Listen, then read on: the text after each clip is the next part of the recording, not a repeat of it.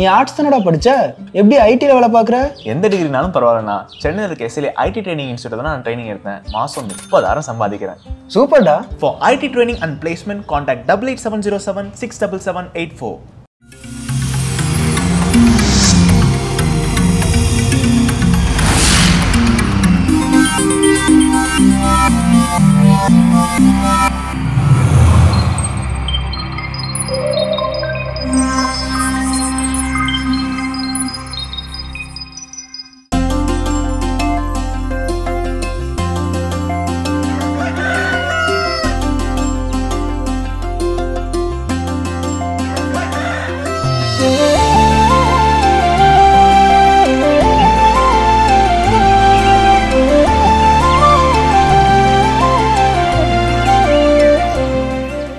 மாதா தொலைக்காட்சி அன்புள்ளங்கள் அனைவருக்கும் கடவுள் வணக்கம் நிகழ்ச்சியின் அன்பான வணக்கங்கள். வணக்கம் கல்பனா, எப்படி இருக்கிறீங்க? எஸ், சூப்பரா இருக்கேன், நலமா இருக்கேன். நீங்க எப்படி இருக்கீங்க? எல்லா நாள் போலவே இன்றைய நாள் மகிழ்ச்சி உற்சாகமா ஒரு 10வது மாதத்தினுடைய நிறைவு நாள்ல நம்ம இருக்கிறோம்.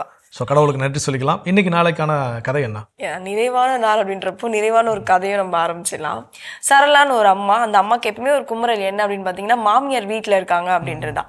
எனக்கும் 2 பொட்டை பிள்ளை ஆயிடுச்சு, பொம்பளை பிள்ளை, பெருசாக வருமானமும் கிடையாது பிள்ளைக்கு. ஆனால் இதெல்லாம் தெரிஞ்சும் இந்த கிழவி வந்து நம்ம வீட்லேயே உட்காந்துட்டு இருக்கே அப்படின்னு சொல்லிட்டு எப்பவுமே ஒரு குமுறல் அவங்களுக்குள்ளே இருந்துகிட்டே இருந்துச்சு. ஒரு நாள் அவங்க என்ன பண்ணாங்க, சரி சின்ன பையன் வீடு தான் நல்ல வசதியாக இருக்கே, நல்ல பெரிய பங்களாவும் அதுவும் எதுவும் வச்சுட்டு இருக்காரு, அங்கே போய் இருக்க வேண்டியதானே, ஏன் இந்த அம்மாவுக்கு அது தோணவே மாட்டேது, நம்ம ஒரு நாள் போய் கேட்டுடலாம்னு சொல்லிட்டு அவங்க மாமியார்கிட்ட போய் கேட்குறாங்க, ஏம்மா இந்த மாதிரி அங்கே போய் இருக்கலாம்ல, ஏம்மா இங்கே இருந்துட்டு இந்த மாதிரி எங்களை கஷ்டப்படுத்துற அப்படின்னு. இல்லைம்மா நீ சொல்கிறது கரெக்டு தான், சின்ன பிள்ளை வந்து நல்ல வசதி வாய்ப்போடு இருக்கான், நான் எனக்கு அங்கே போய் இருக்கணும்னு கூட விருப்பம் இருக்குது, இருந்தாலும் என் பிள்ளை பெரியவன் கஷ்டப்படுறானம்மா, இந்த கஷ்டத்தோடு நான் எப்படி இவனை விட்டுட்டு போக முடியும், நான் அது மட்டும் இல்லாமல் நான் இங்கே இருக்கிறதால தான் என் சின்ன பிள்ளை எனக்கு ஏதோ வந்து செலவுக்கு காசுன்னு கொடுக்குறான், அந்த காசை நான் என் பெரிய பிள்ளைக்கு கொடுக்குறேன், என்னால் முடிஞ்ச உதவி என் பெரிய பிள்ளைக்கு வந்து நான் செய்யணும்னு சொல்லிட்டு விருப்பப்படுறேன், அதனால தான் நான் இங்கே இருக்கேன் அப்படின்னு சொல்கிறாங்க. இந்த பதிலை அந்த சரளம்மா எதிர்பார்க்கவே இல்லை. உண்மையாகவே அங்கே ஒரு கண் கலங்கி நிற்கிற அந்த ஒரு தருணம். இந்த கதையிலேருந்து நம்ம எல்லாருமே தெரிஞ்சுக்க வேண்டிய விஷயம் என்னென்னா, எப்பவுமே நம்மளுடைய ஜட்ஜ்மெண்ட் வந்து ஒரு பக்கம் ஒரே பக்கமாக தான் இருக்கும். எதுக்குடா இது மாதிரிலாம் ஒரு தொல்லையை வச்சுட்டு இருக்குமே அப்படின்னு நம்ம யோசிக்கிறோம். ஆனால் வீட்டில் இருக்கவங்க பெரியவங்க இப்படியும் யோசிச்சுட்டு இருக்காங்கன்றது தான் நம்ம எந்த சைடு பக்கமும் நம்ம தெரிஞ்சுக்கணும். நிச்சயமா வாழ்க்கையில் 2 பக்கமும் என்ன அப்படிங்கிற உண்மை தெரிந்து கொள்ளாமல் நாம் எந்த ஒரு தீர்ப்பு நிலைக்கும் நாம் வந்துவிடவே கூடாது. ஒரு அழகான ஒரு ஆப்பிரிக்க பழமொழி உண்டு, ஒருத்தன் வந்து ஒரு கண் பிடுங்கப்பட்ட நிலையில் ரத்தம் சொட்ட நிலையில் வந்து ஒருத்தனை பத்து முறையிடறான் அப்படின்னா உடனே தீர்ப்பு கொடுத்துறாதீங்க. மேபி இன்னொருத்தன் 2 கண்களும் பிடுங்கப்பட்ட நிலையில் வரலாம் அப்படிங்கிற ஒரு நிலை கூட உண்டு. ஸோ அதனால் 2 சைடும் ஸ்டோரி தெரிஞ்சிருக்கணும். ஸோ சிறப்பான நாள், சிறப்பான சிந்தனையோட நாளை தொடங்கலாம். இப்போ ஆலய தரிசனம் பார்க்கலாம்.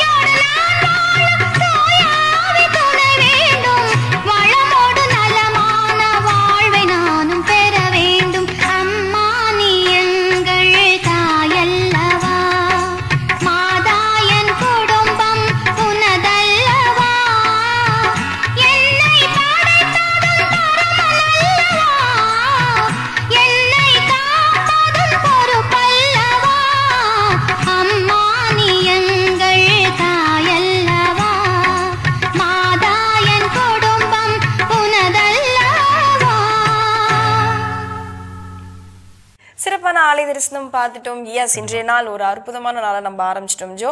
ஸோ இந்த இடத்துல இருந்து, இந்த தளத்துல இருந்து நம்ம என்ன கடத்தி கொண்டு போக போகிறோம் இறை மக்களுக்கு? ஸோ இன்றைக்கான நாள் என்ன அப்படின்னா, ஒரு மாதத்தினுடைய நிறைவு நாள். இந்த மாதம் முழுவதும் கடவுள் நம்ம வழி நடத்தி வந்திருக்கிறார். இந்த ஆண்டு அப்படின்னு எடுத்துக்கிட்டால் கிட்டத்தட்ட 10 மாதங்கள் நம்ம என்ன பண்ணுறோம், நிறைவு செஞ்சாச்சு. ஸோ இப்போ இந்த 10 மாதங்களிலும் நம்ம மகிழ்ச்சியாக இருந்த தருணங்கள் இருக்கும், சோகமாக இருந்த தருணங்கள் இருக்கும்.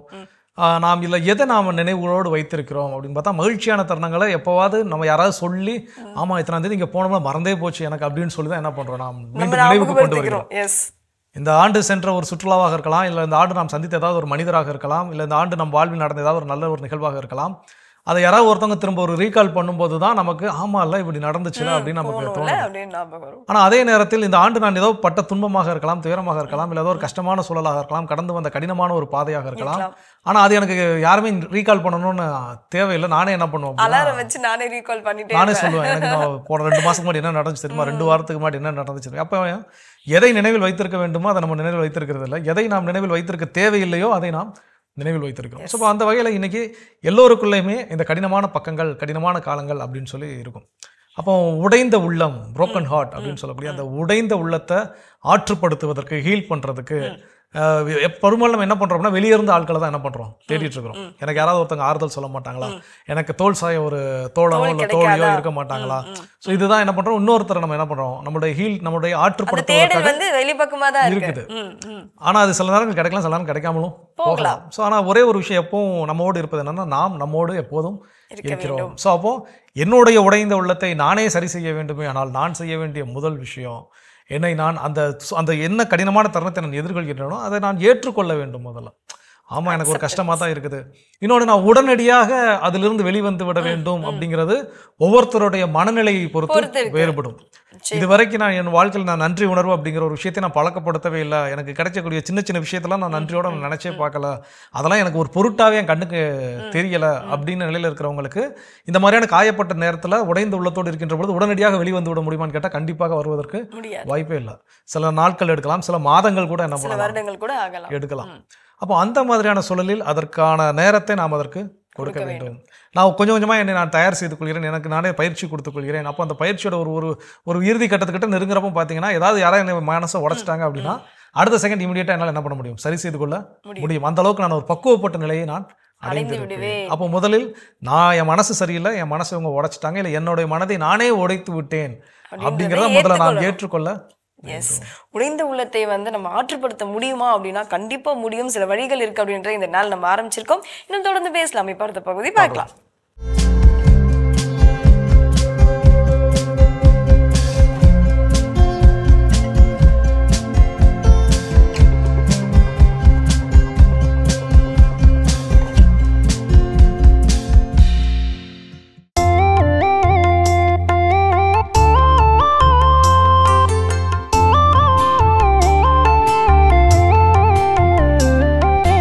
எருசலேமே எருசலேமே ஆண்டவரை போற்றுவாயாக. எருசலேமே எருசலேமே ஆண்டவரை போற்றுவாயாக. எருசலேமே ஆண்டவரை போற்றுவாயாக. சீயோனே உன் கடவுளை புகழ்வாயாக. அவர் உன் வாயில்களின் தாள்களை வலுப்படுத்துகின்றார். உன்னிடமுள்ள உன் பிள்ளைக்கு ஆசி வழங்குகின்றார். எருசலேமே எருசலேமே ஆண்டவரை போற்றுவாயாக. எருசலேமே எருசலேமே ஆண்டவரை போற்றுவாயாக. அவர் உன் எல்லைப்புறங்களில் அமைதி நிலவச் செய்கின்றார். உயர்தர கோதுமை வழங்கி உன்னை நிறைவடைய செய்கின்றார். அவர் தமது கட்டளையை உலகினுள் அனுப்புகின்றார். அவரது வாக்கு மிகவும் விரைவாய் செல்கின்றது. எருசலேமே எருசலேமே ஆண்டவரை போற்றுவாயாக.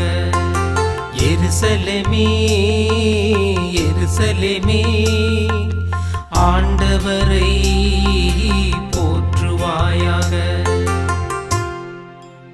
யாக்கோபுக்கு தமது வாக்கையும் இஸ்ரவேலுக்கு தம் நியமங்களையும் நீதி நெறிகளையும் அறிவிக்கின்றார்.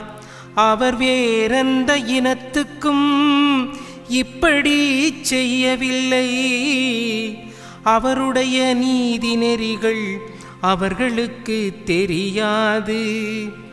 அவருடைய நீதி நெறிகள் அவர்களுக்கு தெரியாது. எருசலேமே எருசலேமே ஆண்டவரை போற்றுவாயாக. எருசலேமே எருசலேமே ஆண்டவரை போற்றுவாயாக. இறைமகன் இயேசு கிறிஸ்துவில் பிரியமுள்ள என் அன்பு சகோதரிகளே சகோதரர்களே, உங்கள் அனைவருக்கும் நம் ஆண்டவராகிய இயேசு கிறிஸ்துவின் அற்புத நாமத்திலே வாழ்த்துக்களையும் வணக்கங்களையும் தெரிவித்துக் கொள்கின்றேன். இன்றைய திருப்பாடலை பற்றி பார்க்கிற பொழுது, இந்த நவநாகரிக உலகிலே நாம் இன்றைக்கு எதை சொல்லுகிறோமோ அதைத்தான் அன்றைய காலகட்டத்திலே இந்த திருப்பாடலின் ஆசிரியரும் சொல்லியிருக்கிறார். வார்த்தைகள் மட்டும்தான் கொஞ்சம் மாறி இருக்கின்றன. அப்படி பார்க்கிற பொழுது இன்றைக்கு வழிபாட்டுக்கு வாருங்கள், ஜெபத்திலே கலந்து கொள்ளுங்கள், ஜெபியுங்கள் என்று சொல்லி இன்றைக்கு எத்தனை முறை நாம் சொல்லுகிறோமோ அதே வார்த்தைகள் தான் இவர் சொல்லியிருக்கிறார். வழிபட ஊக்குவிக்குகிற ஒரு திருப்பாடல், இறைவனை வழிபடுங்கள் என்று சொல்லுகிற திருப்பாடலாக இந்த திருப்பாடலினுடைய இந்த பகுதியானது அமைந்திருக்கிறது. ஆக அந்த வழிபாட்டிற்கு நாம் எவ்வளவு முக்கியத்துவம் கொடுக்க வேண்டும் என்று சொல்லி ஒவ்வொரு காலகட்டத்திலும் இறைவன் வெளிப்படுத்துகிறார். இறைவனுடைய வார்த்தைகளை சொல்லுகிறவர்கள் கண்டிப்பாக வெளிப்படுத்துகிறார்கள். அதைத்தான் இன்றைய திருப்பாடலும் தெளிவாக சொல்கிறது.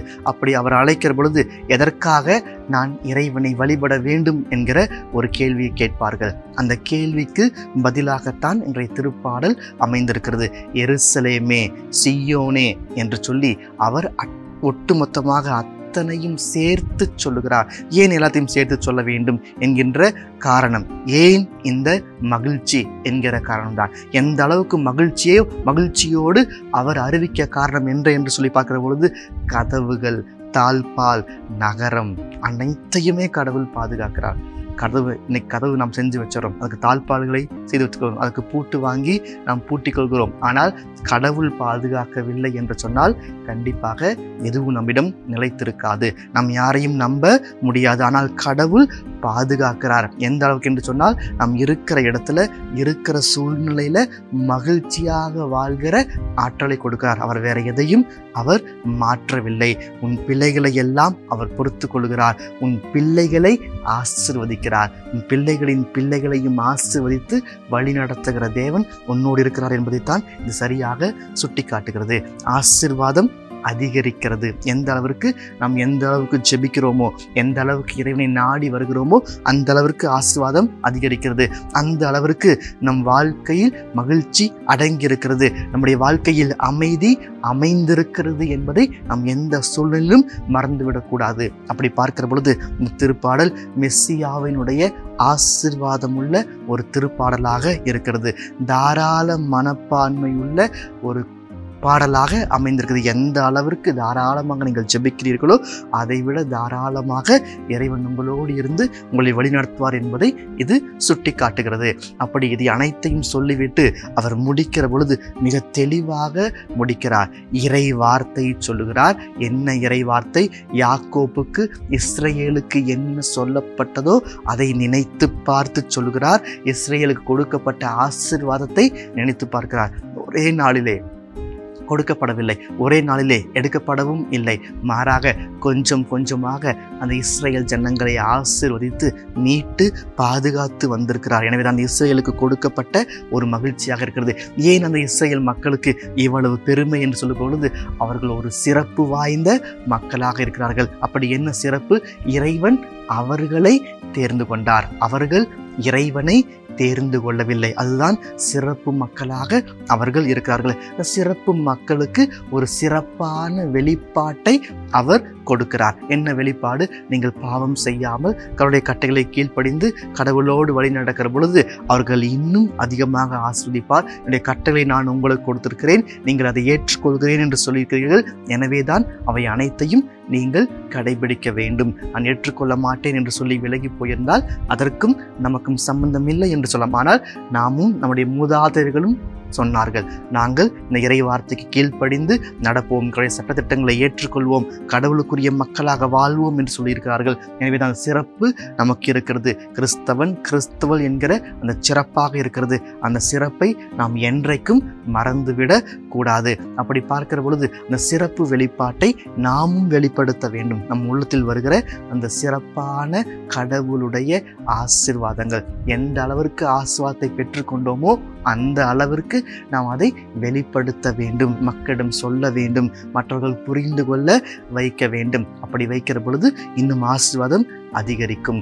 கடவுள் நம்மோடு இருக்கிறார். கடவுள் அந்த இஸ்ரேல் ஜனங்களோடு இருந்து வழி நடத்தினார். அதே போன்று புதிய இஸ்ரேலாக இருக்கிற உங்களோடும் என்னோடும் இருந்து அவர் வழி நடத்தி கொண்டிருக்கிறார். நீங்கள் போகிற பொழுதும் வருகிற பொழுதும் இப்பொழுதும் எப்பொழுதும் காப்பேன் என்று சொன்ன கடவுள் ஒரு கணமும் நம்மை விட்டுவிட மாட்டார். அவர் நம்மை விட்டு விலகுவதில்லை, நம்மை ஒருபோதும் கைவிடுவதில்லை. அவருடைய கண் பார்வையிலே தான் நாம் இருந்து கொண்டிருக்கிறோம் என்பதை நாம் மறந்துவிடக்கூடாது. நமக்காக நாம் என்ன செய்கிறோம், கடவுளுக்காக நாம் என்ன செய்கிறோம், கடவுளுடைய சித்தத்தை அறிந்து கொள்ள நாம் என்ன செய்கிறோம் என்று சிந்தித்து பார்க்க வேண்டும். நமக்காக எதெல்லாம் இந்த உலக காரியங்கள் செய்ய வேண்டுமோ அத்தனையும் சிறப்பாக நம்மால் முடிந்த அளவிற்கு, நமக்கு தெரிந்த அளவிற்கு நாம் செய்கிறோம். கடவுளுக்காக நாம் என்ன செய்ய வேண்டும் என்று சொன்னால் கண்டிப்பாக அங்கே ஒரு கேள்விக்குறி எழும். கடவுளுடைய சித்தத்தை அறிந்து கொள்ள நாம் என்ன செய்கிறோம் என்று சொன்னால் அங்கே மிகப்பெரிய கேள்விக்குறிதான் எழும். அங்கே வாய்ப்பே இல்லை என்று தான் சொல்ல வேண்டும். ஆனால் அதை அறிந்து கொள்ள நாம் முயற்சி செய்ய வேண்டும். நமக்காக, நம்முடைய பிள்ளைகளுக்காக எதையெல்லாம் செய்கிறோமோ அதே அளவிற்கு கடவுளுக்காக, கடவுளுடைய திட்டத்தை அறிந்து கொள்ள அதைவிட இன்னும் அதிகமாக செயல்பட முயற்சி செய்யுங்கள். கடவுள் உங்களையும் உங்களுக்கு நம்முடைய திட்டத்தை முழுமையாக வெளிப்படுத்தி இன்னும் அபரிவிதமான ஆசீர்வாதங்களை உங்கள் தலைமுறைக்கும் கொடுத்து வழி நடத்துவார். எனவே கடவுளுடைய சித்தத்தை அறிந்து கொள்ள முயற்சி செய்வோம். ஆமென். ஜெபம். எங்களை எந்நாளும் அன்பாய் காத்து நேசித்து வழிநடத்தும் எங்கள் அன்பின் பரலோக பிதாவே, இறை வார்த்தையில் நாங்கள் மகிழ்ந்திருக்கிற மக்களாக வாழ துணை புரியும். மற்ற மக்களை வழிபாட்டுக்கு ஊக்குவிக்கிற மக்களாகவும் எங்களையே வழிபாட்டில் புகுத்தி கொள்ளுகிற மக்களாகவும் வாழ வளர துணை புரிந்து வழிநடத்துவீராக. ஆமென். அருமையான தினம் ஒரு திருப்பாடல் பகுதி பார்த்துட்டோம். இன்றைக்கான திருப்பாடலும் கேட்டாச்சு. அதோடு இன்றைக்கி நம்ம பேசிட்டு இருக்கிறோம். என்னுடைய வாழ்க்கையில் என்னுடைய மனதை நானே உடைத்து விட்டேன், இல்லை பிறர் என்னுடைய மனதை உடைத்து விட்டார்கள், அந்த சூழலில் என்னை நானே ஆற்றுப்படுத்திக் கொள்வதற்கு செய்ய வேண்டிய செயல்கள் என்னன்னு பேசிட்டு இருக்கோம். அடுத்தது என்ன சொல்கிறாங்க? அடுத்ததான் நாம் எப்போவுமே பார்த்திங்கன்னா இப்படி ஒரு சுச்சுவேஷனை நம்ம இதை டீல் பண்ணுறப்போ, என்னடா இது நமக்கு மட்டும் ஏன் இப்படிலாம் நடந்துட்டுருக்குன்ற அந்த கேள்வி எப்போவுமே கேட்டுப்போம். நமக்கு மட்டும் ஏன் இப்படிலாம் நடக்குது அப்படின்னு சொல்லிட்டு அந்த ஒரு கேள்வியை எடுத்துகிட்டு இப்போ என்ன நடந்துருச்சு பெருசா அப்படின்ற மாதிரி கேட்டுக்கோங்க. அது நம்மளை ஆற்றுப்படுத்தும், நொறுங்கி இதயத்தையும் ஆற்றுப்படுத்தும் அப்படின்னு சொல்கிறாங்க. கண்டிப்பாக. அதாவது ஒரு விஷயம் சொல்லுவாங்க, கன்னியாகுமரியோடைய அந்த எட்ஜில் நின்று கடற்கரையை பார்த்து ஒரு பாசிட்டிவ் சென்டென்ஸ் ஒரு நெகட்டிவ் சென்டென்ஸ் சொல்லுங்கள் அப்படின்னா, நெகட்டிவ் சென்டென்ஸ் என்னன்னா, இங்கே இந்த இடத்தோட இந்திய நாட்டினுடைய எல்லை முடிகிறது அப்படின்னு சொல்லலாம். அதே ஒரு பாசிட்டிவாக சொல்லணும்னா இப்படி திரும்ப நின்று இங்கிருந்து இந்தியாவின் எல்லை தொடங்குகிறது. ஸோ அப்போ எது நமக்கு நேர்நிலையான ஆற்றலை கொடுக்குமோ அந்த வார்த்தைகளை பயன்படுத்துறது ரொம்ப ரொம்ப முக்கியம். ஏற்கனவே உடைந்த உள்ளத்தோடு இருக்கிறோம். இப்போ எனக்கு ஏன் மட்டும் இப்படி நடக்குது, எனக்கு மட்டும் இந்த மாதிரி தான் என் லைஃப்ல பல நேரங்கள் நடக்க நம்ம யோசித்தோம்னா இன்னும் எதிர்மறையான ஆற்றலை என்ன பண்றோம் உள்ள அந்த நேரத்தில் என்னெல்லாம் யோசிக்க கூடாது, நெகட்டிவா எல்லாத்தையும் திங்க் பண்ணி உள்ள குப்பை மாதிரி போட்டு வைப்போம். அப்போ அதற்கு மாற்றாக இப்போ என்ன நடந்துருச்சு அப்படின்னு நம்ம நினைச்சாலே அதை சொல்லும் போதே நமக்குள்ள ஒரு தைரியம் அப்படிங்கிற ஆற்றல் அப்படிங்கிறது இருக்குது. நேர்நிலையான வார்த்தைகளை பயன்படுத்த கற்றுக்கொள்வோம். இன்னும் என்ன இருக்கின்றது தொடர்ந்து பேசலாம். இப்போ அடுத்த பகுதி பார்க்கலாம்.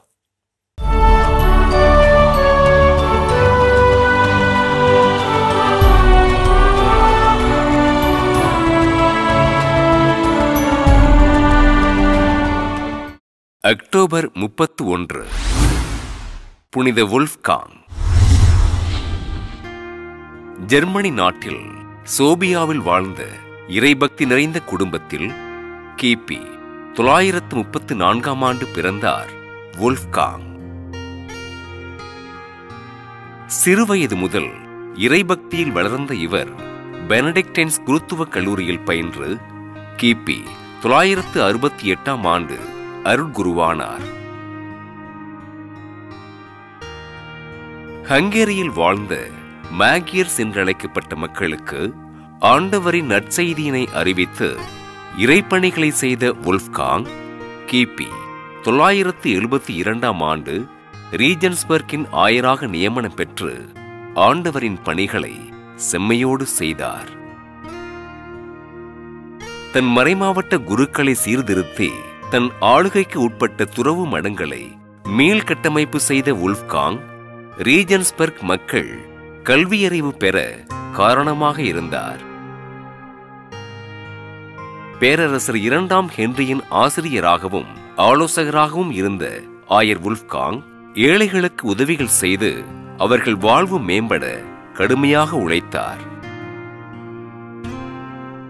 தன் வாழ்நாட்களின் இறுதியில் துறவியாக வாழ விரும்பிய இவர் ஆஸ்திரியாவின் சால்ஸ்கமர்கட் வனப்பகுதிக்கு சென்று துறவியாக தனிமையில் வாழ்ந்தார்.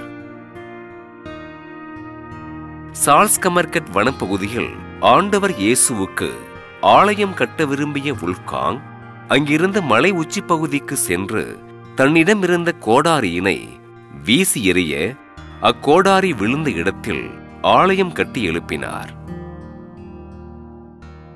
உடல் நலிவுற்ற நிலையில் சால்ஸ்கமர்கட் வனப்பகுதியில் தனிமையில் வாழ்ந்த வுல்ஃப்காங் வேட்டைக்காரர் ஒருவரினால் கண்டுபிடிக்கப்பட ரீஜன்ஸ்பர்க் மறைமாவட்டத்திற்கு அழைத்து வரப்பட்டார்.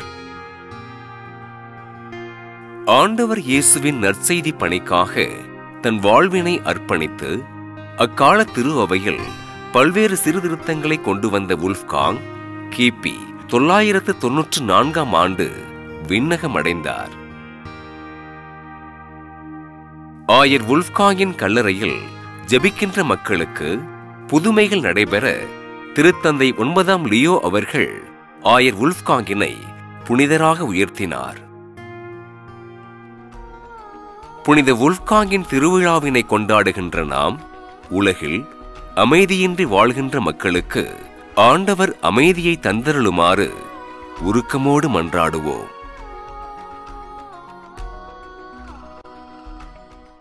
மிக சிறப்பான இன்றைய புனிதர் பகுதி நம்ம பார்த்துட்டோம் ஜோ. இன்றைய நாள் நம்ம பேசிட்டு இருக்க அந்த தலைப்பு நொறுங்கி இதயம் எவ்வளோ பேருக்கு இருக்கு, நம்ம கூட இருந்திருக்கோம். ஆனால் அப்படிப்பட்ட நொறுங்கி இதயத்தை ஒண்ணுமே பண்ண முடியாதப்பா, அதை வந்து ஒட்டவே வைக்க முடியாதுன்னா முடியுங்க, நம்மளால முடியும் அப்படின்னு சொல்லிட்டு சில வழிகள் எடுத்து பேசிட்டு இருக்கோம்.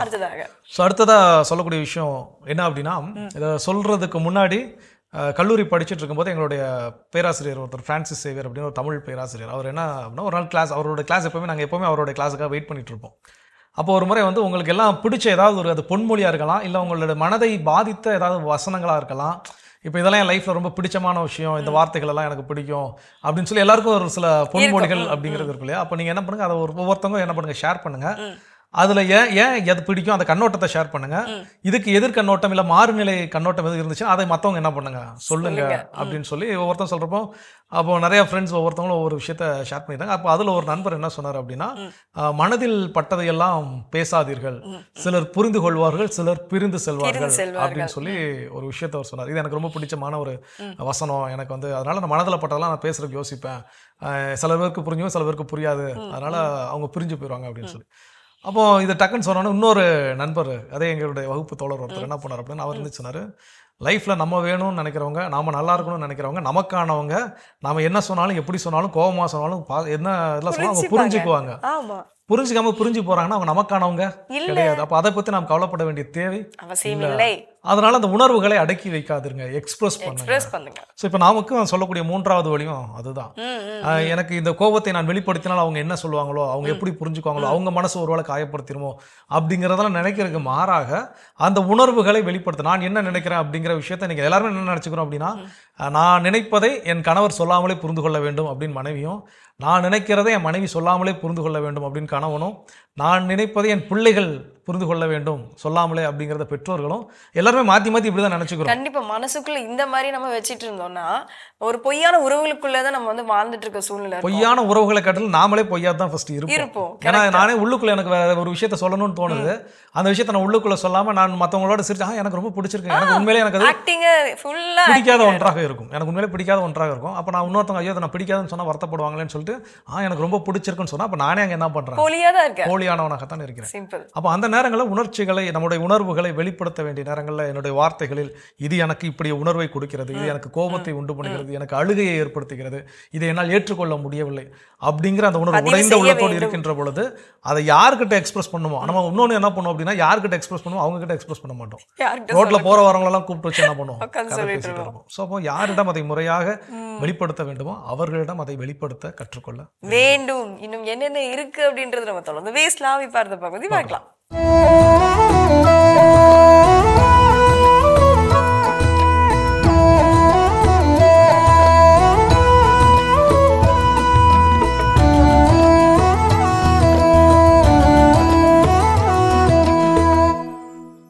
இது ஒரு மாமியா கதை அதானே பார்த்தேன்.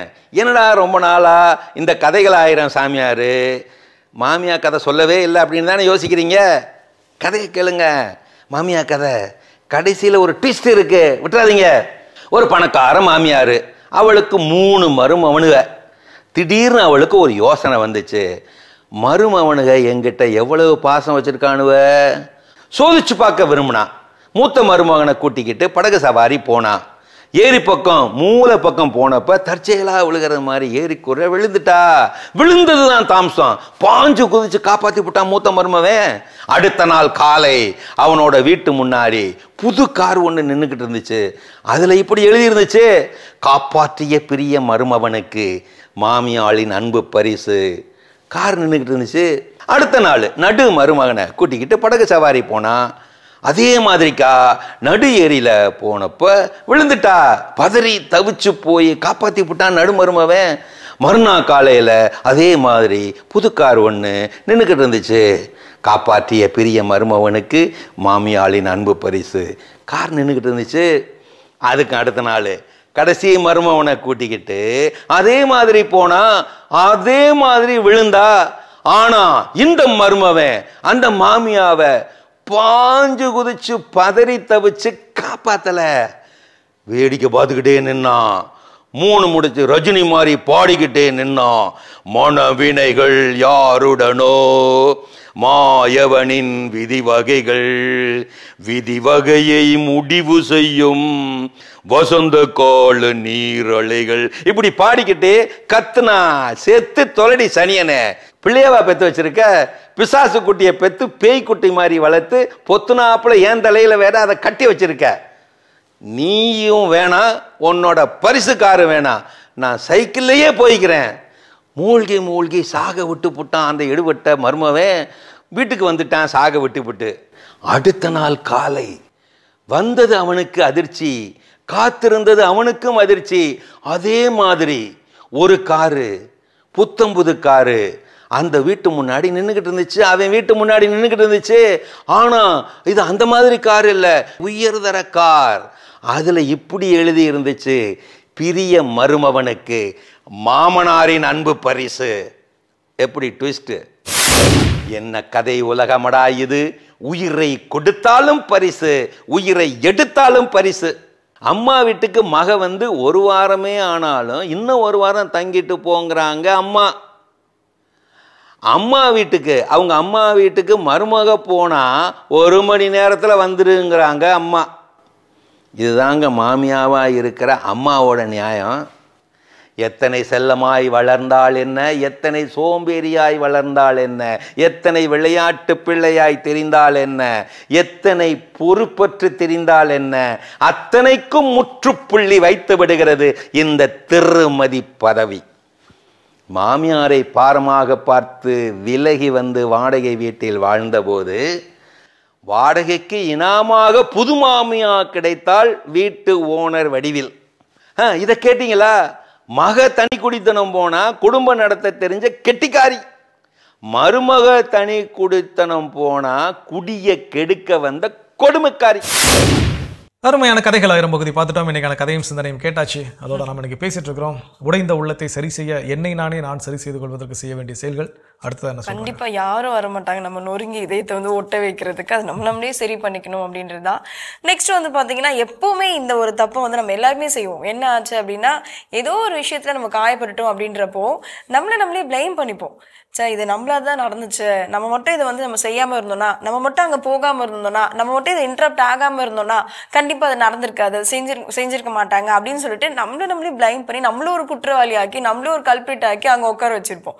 ஸோ அந்த வந்து நம்ம வந்து வெளியே வந்துட்டோம் அப்படின்னா கொஞ்சம் நம்மளுக்கு ரிலாக்ஸேஷன் கிடைக்கும். செல்ஃப் பிளேம் பண்றப்ப கில்ட்டி கான்சியஸ், குற்ற உணர்ச்சி அப்படிங்கிறது ஏற்படும். குற்ற உணர்ச்சிக்குள்ள நம்ம உள்ள போயிட்டோம் அப்படின்னா அது நம்ம செஞ்ச தப்பு தான். அதை திரும்ப போய் என்ன பண்ண முடியாது, நம்ம ரிமைண்ட் பண்ணி போய் அதெல்லாம் சரி செய்ய முடியாது, அதற்கு வாய்ப்பும் கிடையாது. அப்போ அப்படி இருக்கிற பட்சத்தில் ஓகே இது நடந்துருச்சு, முடிஞ்சிருச்சு, இதுக்கு முழு பொறுப்பை நானே என்ன பண்ணிக்கிறேன், ஏற்றுக்கொள்கிறேன். ஓகே இதை எப்படி சரி செய்வது அப்படிங்கிற அந்த பாடத்தை கற்கக்கூடிய விஷயத்த அடுத்து ஃபோக்கஸ் பண்ண ஆரம்பிச்சிட்டோம் அப்படின்னா நிச்சயமாக இந்த செல்ஃப் பிளேம் அப்படிங்கிறது இல்லாமல் போய்விடும். உடைந்த உள்ளத்தை சரி செய்ய செல்ஃப் பிளேம் இருக்க கூடாது. கண்டிப்பா இன்னும் தொடர்ந்து பேசுவோம். இப்ப அடுத்த பகுதி பார்க்கலாம்.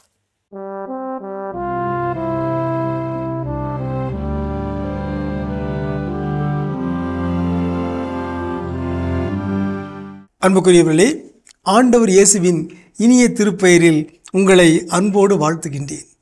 இயேசுவின் ஆளுமை என்னும் தொடரில் இயேசுவின் வல்லமை பற்றிய செய்திகளை உங்களோடு பகிர்ந்து வருகின்றேன். நல்ல ஆளுமைகள் வல்லமை மிக்கவர்களாக இருக்கிறார்கள். இயேசுவின் ஆளுமையில் அவருடைய வல்லமைக்கு ஒரு முக்கிய பங்கு இருந்தது. தூய ஆவியாருடைய வல்லமை உடையவராக இருந்தார்.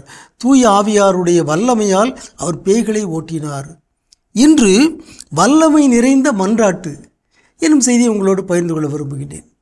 மன்றாட்டுக்களும் இறைவேண்டல்களும் வல்லமை மிக்கதாக இருக்க வேண்டும் என்பது ஒரு வியப்பான செய்தி. நாம் எல்லோருமே இறைவேண்டல் செய்கிறோம், நாம் எல்லோருமே மன்றாடுகிறோம். ஆனால் எல்லா மன்றாட்டுக்களும் எல்லா இறைவேண்டல்களும் வல்லமை நிறைந்ததாக இல்லை. நம்முடைய மன்றாட்டுகளை நாம் ஆய்வு செய்ய வேண்டும். ஏன் என்னுடைய வேண்டுதல்கள் பலனின்றி போகின்றன அல்லது குறைந்த பலன்களை தருகின்றன? என்னுடைய மன்றாட்டில் வல்லமை இல்லை. யாக்கோபு திருமடலில் ஒரு செய்தியை பார்க்குறோம். யாக்கோபு 5:16 சொல்லப்பட்டுகிறது, நேர்மையாளருடைய வல்லமை மிக்க மன்றாட்டு பயன் விளைவிக்கும். நேர்மையாளர்கள் வல்லமையோடு மன்றாடினால் அது பயன் விளைவிக்கும் அப்படின்னு சொல்லிட்டு யாக்கோபு ஒரு எடுத்துக்காட்டு சொல்கிறார். என்ன எடுத்துக்காட்டு? இறைவாக்கின் எலியா மழை பெய்யக்கூடாது என்று மன்றாடினார், மழை பெய்யவில்லை. அதன் பிறகு மழை பெய்ய வேண்டும் என்று மன்றாடினார், மழை பெய்தது. ஆகவே அவருடைய மன்றாட்டு வல்லமை மிக்கதாக இருந்தது. நேர்மையாளர்களுடைய வல்லமை மிக்க மன்றாட்டு பயன் விளைவிக்கும் என்று யாக்கோபு சொல்கிறார். ஆகவே எலியாவுடைய மன்றாட்டே வல்லமை மிக்கதாக இருந்தால் இயேசுடைய மன்றாட்டு எவ்வளவு அதிகமான வல்லமை உடையதாக இருந்திருக்கும். இயேசுடைய மன்றாட்டு வல்லமை மிக்க மன்றாட்டாக இருந்தது. எடுத்துக்காட்டாக யோவான் நற்செய்தி 11ஆம் அதிகாரம் 41வது இறைமொழியில் நாம் வாசிக்கின்றோம், லாசரை இயேசு உயிர் பெற்றெழச் செய்கிறார். அதற்கு முன்பாக அவர் மன்றாடுகிறார். அதை பாருங்க, தந்தையே, நீர் என் வேண்டுதலுக்கு செவி சாய்த்ததற்காக உமக்கு நன்றி கூறுகிறேன். நீர் எப்போதும் என் வேண்டுதலுக்கு செவி சாய்க்கிறீர் என்பது எனக்கு தெரியும். அப்படி மன்றாடுறார் பாருங்க. தான் வல்லமை மிக்க மன்றாட்டு. நான் கேட்குறதெல்லாம் நீங்கள் தருவீங்கன்னு சொல்லி எனக்கு தெரியும்.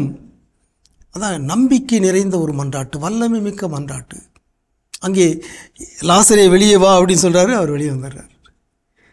நேர்மையாளருடைய வல்லமை மிக்க மன்றாட்டு பயன்களை விளைவிக்கும். இயேசு அதற்கு சிறந்த எடுத்துக்காட்டாக இருக்கிறார். அன்புக்குரியவர்களே, இயேசுவை போல நம்முடைய வாழ்விலும் நம்முடைய மன்றாட்டுக்கள் வல்லமை மிக்கதாக இருக்க வேண்டும். தூய ஆவியாரால் நிரப்பப்பட்டதாக இருக்க வேண்டும். தியாகங்கள் நிறைந்த மன்றாட்டாக இருக்க வேண்டும். அப்பொழுது நம்முடைய மன்றாட்டுகளும் நிச்சயமாக நல்ல பலன்களை விளைவிக்கும். இயேசுவை போலவே நாமும் வல்லமையோடு மன்றாடுவோமாக. உங்களுக்கு அமைதி உரித்தாகுக. மிக சிறப்பான இயேசுவின் ஆளுமைகள் பகுதி நம்ம பார்த்துட்டோம் ஜோ. எஸ், இன்றைய நாளில் நம்மளோட நொறுங்கிய இதயத்தை நம்மளால் எப்படிப்பா ஆற்றுப்படுத்த முடியும் அப்படின்னு சொல்லிட்டு ரொம்ப கடினமானது தானே இது ஒன்று அப்படின்னு தான் நம்ம எல்லாருமே நினச்சிட்டு இருப்போம். கண்டிப்பாக கடினமானது தான். ஆனால் அது கடந்து வரும்பொழுது தான் தெரியும் அதை நம்ம வந்து ஒட்ட வைக்க முடியும் அப்படின்னு சொல்லிட்டு அந்த வழிகள் என்னென்ன அடுத்ததாக. ஸோ அடுத்ததாக சொல்லக்கூடிய வழி நம்ம என்ன எதை பின்பற்ற சொல்கிறாங்க, எதை செய்யணும்னு சொல்கிறாங்க அப்படின்னு பார்த்தீங்கன்னா, நம்ம இந்த மாதிரியான உடைந்த உள்ளத்தோடு இருக்கின்ற பொழுது நமக்கு ஒரு சேயிங்ஸ், ஒரு கோட்ஸ் மோஸ்ட்லி எல்லாருக்கும் தெரிஞ்சிருக்கும்னு நினைக்கிறேன். அதாவது நான் மகிழ்ச்சியாக இருக்கின்ற பொழுது பாடலின் இசை நமக்கு துள்ளலை கொடுக்கும். அந்த பாடலின் இசை மட்டும் தான் நமக்கு காதுகளில் கேட்கும். ஆனால் நம்ம சோகத்தில் இருக்கிறப்போ அதே சேம் பாட்டு அந்த இசை நம்ம காதில் விழாது, அந்த வரிகள் பாடலுடைய வரிகள் மனசில் வரும். ஸோ அப்போ என்னன்னா நான் எதை நான் விரும்புகிறேன் எதை அப்போ என்னன்னா நம்ம சில நேரங்கள் இந்த மாதிரி இழந்து போன உள்ளத்தோடு இருக்கின்ற பொழுது எது என் உள்ளத்தை உடைத்ததோ அந்த நிகழ்வை மட்டும் தான் திரும்ப திரும்ப என்ன பண்ணுவோம், ஒரு திரைப்படத்தை மனக்கண்களில் ஓட்டி பார்த்த மாதிரி திரும்ப திரும்ப என்ன பண்ணுவோம், நம்ம ஓட்டி பார்த்துக்கிட்டே இருப்போம். என்னை என்ன வார்த்தை சொல்லிட்டாங்க தெரியுமா, என்னைய பார்த்து வீட்டில் இருந்து வெளியே போன்னு சொல்லிட்டாங்க, என்னைய சொல்றதுக்கு எப்படி அவனுக்கு மனசு வந்துச்சு, எவ்வளவு விஷயங்கள் நம்ம என்ன பண்ணலாம். அது ரிலேட்டடா என்னென்ன சாங் இருக்கோ அது எல்லாமே கேட்டுட்டு நம்மளே அப்படியே பார்த்து அந்த பாடலை கேட்குறப்ப ஃபுல்லாக இதை நம்ம என்ன பண்ணுவோம், ரீகால் பண்ணிக்குவோம், என்னென்ன நடந்துச்சு. ஆக்சுவலாக இந்த விஷயத்துலேருந்து நம்ம உடைந்த உள்ளத்தை சரி செய்யணும். மொதல் விஷயம் அதை மறக்கணும். கடவுள் கொடுத்த மிகப்பெரிய அற்புதமான ஒரு கொடை வந்து மறதி. அப்போ அந்த மறதியை பயன்படுத்தி அதை ஓகே மறந்து போகணுமே தவிர அதை திரும்ப திரும்ப என் மனதிற்குள் நான் ஓட்டிக்கொண்டே இருந்தேன் அப்படின்னா என்னுடைய உடைந்த உள்ளத்தை சரி செய்ய முடியுமான்னு கேட்டால் வாய்ப்பே கிடையாது. ஸோ அதனால் நாம் உடைந்த உள்ளத்தோடு இருக்கின்ற பொழுது எது என் உள்ளத்தை உடைத்ததோ அந்த நிகழ்வை மன்னித்து மறந்து விடுதல், அப்படி ஃபுல்லாக எரேஸ் பண்ணிட வேண்டும், அவ்வளோதான் இல்லையா. இன்னும் நம்ம இதை பற்றி தொடர்ந்து பேசணும். ஆனால் சின்ன பிரேக் போயிட்டு வந்துடலாம்.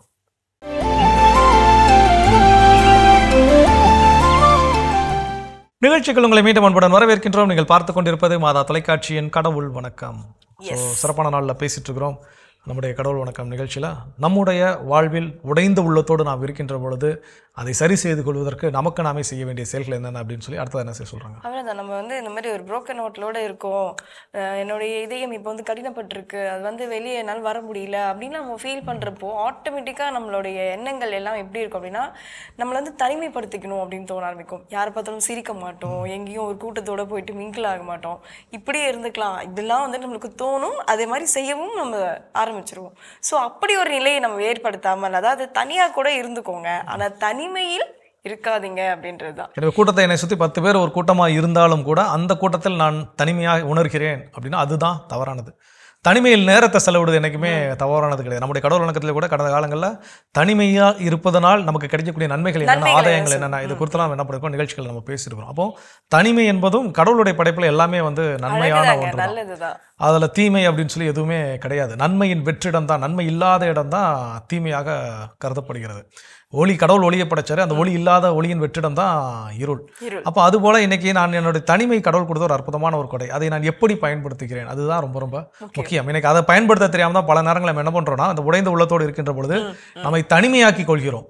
அதாவது தனிமையில் இருக்க வேண்டும், தனிமையாக்கி கொண்டு இருத்தல் கூடாது. யாரும் என்னுடைய சர்க்கிள்குள்ளே வராதிங்க, நீங்கள் வர்றவங்களே என்னை காயப்படுத்துறீங்க, அதனால் நான் மட்டுமே இருந்துக்கிறேன் நினைக்கிறது ரொம்ப ரொம்ப தவறு. ஏன் அப்படின்னா மனிதன் ஒரு சமூக விலங்கு, நம்ம ஏதோ ஒரு சூழலை பொறுத்து ஒருத்தரை சார்ந்து தான் வாழ வேண்டிய சூழல் இருக்கின்றது. அப்போ அந்த சூழலை ஏற்றுக்கொண்டு ஓகே நான் தனிமையில் கொஞ்ச நேரம் இருந்து என்ன நான் சரி பண்ணிக்கிறேன்பா, எனக்கு அந்த ஒரு 10 பாட்டு கேட்டால் எனக்கு சரியாயிரும்பா, எனக்கு ஒரு பைபிள் எடுத்து ரீட் பண்ணால் எனக்கு சரியாயிரும்பா, எனக்கு ஒரு 2-3 ஜோமால கண்டினியூஸாக சொன்னால் எனக்கு சரியாயிரும்பா. ஸோ அப்போ அப்படி தனிமையை பயன்படுத்த வேண்டுமே தவிர தனிமையாக்கி கொள்ள கூடாது.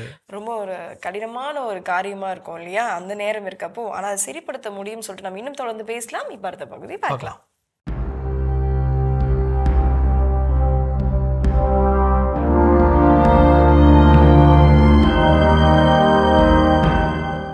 மாதா தொலைக்காட்சியின் நண்பர்களே, உங்கள் அனைவருக்கும் வாழ்த்துக்கள். வெற்றியோடும் மகிழ்ச்சியோடும் வாழ்வதற்கான வழிகளை சிந்தித்துக் கொண்டிருக்கிற இந்த வேளையிலே இதோ புக்ஸ்லே என்ற அறிஞர் நமக்கு ஒரு புதிய பாடத்தை இன்று சொல்லிக் கொடுக்கின்றார். வழக்கமாக மனிதராகிய நமக்கு அனுபவத்திலே பெருமைப்படுகின்ற ஒரு செயல்பாடு உண்டு. எனக்கு இத்தனை ஆண்டு அனுபவம் உண்டு, எனக்கு இத்தனை ஆண்டு அனுபவம் உண்டு, எனவே எனக்கு எல்லாம் தெரியும், என்னால் செய்ய முடியும் என்று பல பேர் சொல்வதை கேட்டிருக்கிறோம். அனுபவம் என்றால் என்ன? ஒரு அடிப்படையான ஒரு கேள்வி. இதோ இந்த யுக்ஸ்லே என்பவர் இந்த அனுபவம் என்பதற்கு ஒரு புதிய பதிலை நமக்கு தருகிறார். அவர் கூறுகிறார், experience is not what happens to a man, it is what a man does with what happens to him. அனுபவம் என்பது மனிதனுக்கு என்ன நிகழ்கிறதோ அதுவல்ல, தனக்கு நிகழ்வதை வைத்து மனிதன் என்ன செய்கிறானோ அதுதான் அனுபவம். தீயிலே கையை வைத்தால் அது சுடும் என்று எனக்கு தெரியும், ஆனால் மீண்டும் மீண்டும் நான் அதை செய்து கொண்டே இருக்கிறேன் என்றால் அது அனுபவம் அல்ல. தீயிலே விரலையிட்டால் அது ஒரு முறை இட்டேன், அது சுட்டது, எனவே உடனே அதை எடுத்துக்கொண்டேன், இனியும் நான் தீயிலே கை வைக்க மாட்டேன் என்பது அனுபவம். பாருங்கள், இவர் அழகாக குறிப்பிடுகிறார், அனுபவம் என்பது மனிதனுக்கு என்ன நிகழ்கின்றதோ அதுவல்ல. எனக்கு இப்படியெல்லாம் நடந்தது, அப்படியெல்லாம் நடந்தது, நடந்ததால் என்ன பயன்? அப்படி நடந்த நிகழ்ச்சிகளை வைத்து நான் என்ன செய்தேன், அந்த நிகழ்வுகளுக்கு என்னுடைய பதிலிருப்பு எப்படி இருந்தது என்பதில்தான் அனுபவம் இருக்கிறது. எனக்கு பல நிகழ்வுகள் நடக்கலாம், ஆனால் அதிலிருந்து நாம் எதையும் பெறாமல் வெறுங்கையோடு போகின்ற சூழ்நிலைகளும் மனிதர்களும் இருக்கின்றார்கள்.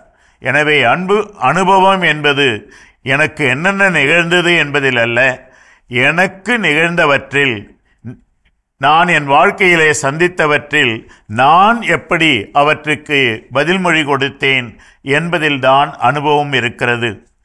அப்படி சரியான விதத்திலே ஒவ்வொரு நிகழ்ச்சிக்கும் நான் பதில்மொழி கொடுத்திருந்தால், ஒவ்வொரு நிகழ்ச்சியும் நான் சரியான விதத்திலே கையாண்டிருந்தால் எனக்கு அனுபவம் என்று என்னால் சொல்லிக்கொள்ள முடியும்.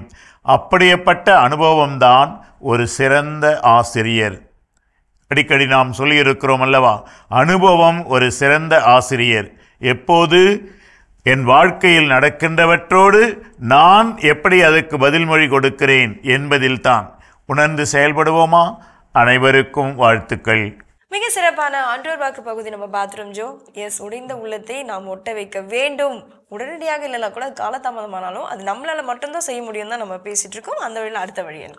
இல்லை, நம்மளால் அப்படின்னா நம்மளால் வேறு யாருமே இல்லை, வேறு யாரும் எனக்கு இல்லை அப்படிங்கிறப்ப நம்ம அதை என்ன பண்ணிக்கலாம், சரி பண்ணிக்கலாம். சில நேரம் அதான் நான் தொடக்கத்திலே சொன்னேன் இல்லையா, எல்லா நேரங்களையும் அந்த இன்னொரு நபர் வந்து நம்மளை ஆற்றுப்படுத்துவார்கள் அப்படின்னா எல்லா நேரத்துலையும் அது நடக்காமல் போகிறதும் கிடையாது, நடக்கிறதும் கிடையாது. சில நேரங்கள் நடக்கலாம், நடக்காமலும் இருக்கலாம். ஏன்னா அடுத்து சொல்லக்கூடிய விஷயம் அதுதான் இருக்கணும். இப்போ நிறைய நேரங்கள் நம்ம என்ன நினைப்போம்னா, எனக்கு நான் உடைந்த உள்ளத்தோடு இருக்கிறேன், நான் சோகமாக இருக்கிறேனா இல்லையா அப்படிங்கிறது என்னுடைய முகத்தோற்றத்தை வைத்து சில நேரங்கள் நம்ம அப்படி அதுக்குன்னே முகத்தோற்றத்தை என்ன பண்ணுவோம், அப்படி பாவம் போல வச்சுக்குவோம். யாராவது நம்மளை பார்த்து வந்து என்ன பண்ணணும், கேட்கணும், என்னாச்சு, ஏதாச்சு, ஏன் இப்படி ரொம்ப ஒரு மாதிரி சோகமாக தெரியுறீங்க, ஏன் இன்னைக்கு கேட்கணும் அப்படின்னு. அதுக்காகவே நாம என்ன பண்ணுவோம்னா, நம்ம அப்படி ஒரு முக பாவனைக்குள்ள சில நேரங்களை வச்சுக்கிறோம். அது ஒவ்வொருத்தருடைய தனிப்பட்ட விருப்பு. அதை நான் சரி தப்புலாம் நான் சொல்ல மாட்டேன். அந்த நேரங்களில் யாரும் கேட்கலன்னு வச்சுக்கோங்களேன், நமக்கு கூட கொஞ்சம் வெறுப்பாயிடும். என்னடா என்ன நான் நல்லா நான் எனக்கு வந்து இவ்வளோ சோகத்தை நான் எனக்குள்ள வச்சிருக்கிறேன், என் முகத்தையும் நான் பாவம் போல வச்சிருக்கிறேன், ஆனால் யாரும் என்கிட்ட வந்து என்னடா இப்படி இருக்கிற அப்படின்னு கேட்கலையே அப்படின்னு சொல்லி சில நேரம் இருக்கும். அப்போ இந்த நேரங்களில் நாம தான் என்ன பண்ணணும், எனக்கு எனக்கு இந்த நேரத்தில் என்னுடைய நண்பனிடம் இருந்தால் என் நண்பன்கிட்ட கொஞ்சம் நேரம் பேசினா எனக்கு நார்மல் ஆயிரும், எனக்கு உற்ற துணையிடம் நான் இதை பேசினா எனக்கு வந்து சரியாயிரும் அப்படின்னா நான் தேடி ஃபர்ஸ்ட் என்ன பண்ணணும், போக வேண்டும். ஏன்னா மற்றவங்க சோகத்தில் இருக்கிறாங்க இல்லையா, நான் போறேனா இல்லையான்னு நமக்கு நம்மளே பல நேரங்கள் என்ன பண்ண மாட்டோம், கடந்தும் காணாமல் போயிடுவோம். நமக்கு பிறருடைய முகத்தை பார்த்தோ பிறருடைய தோற்றத்தை பார்த்தோ அவங்க மகிழ்ச்சியா இருக்கிறாங்க, சோகமா இருக்கிறாங்க, நம்மளால என்ன பண்ண முடியாது, சொல்ல கண்டிப்பா. இருட்டான ஒரு இடத்துல இருந்துட்டு நம்ம ஒரு பொருளை தேடணும்னா அது கண்டிப்பா கிடைக்காது. அதுவே ஒரு வெளிச்சத்தான ஒரு இடத்துக்கு போயிட்டு அங்க போயிட்டு நம்மளுக்கு என்ன வேணுமோ அதை போயிட்டு தேடுற பொருள் கிடைக்கணும் அப்படின்னா கண்டிப்பா கிடைக்கும். ஸோ அந்த மாதிரி நமக்கான உறவு எது வெளிச்சத்தை தருமோ, எது ஒளியை தருமோ, கண்டிப்பா வெளிச்சத்துல தேடனா கிடைக்கும் தான். ஆனா நான் இல்லைன்னு சொல்ல மாட்டாங்க, ஆனா எங்க தொலைச்சோமோ அங்க தேடணும், அதுதான் ரொம்ப ரொம்ப முக்கியம்.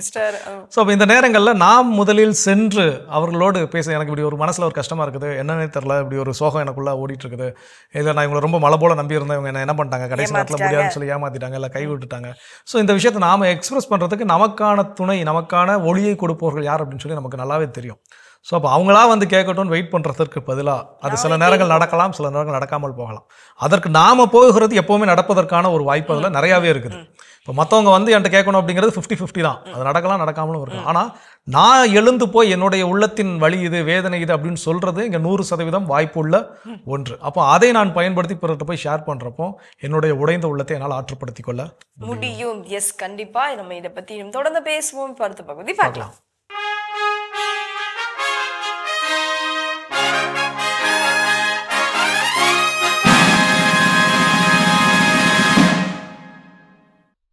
இந்தியராகிய நாம் என்ற இந்த தொடர் வழியாக மீண்டும் உங்களை சந்திப்பதில் பெருமகிழ்ச்சி அடைகின்றேன்.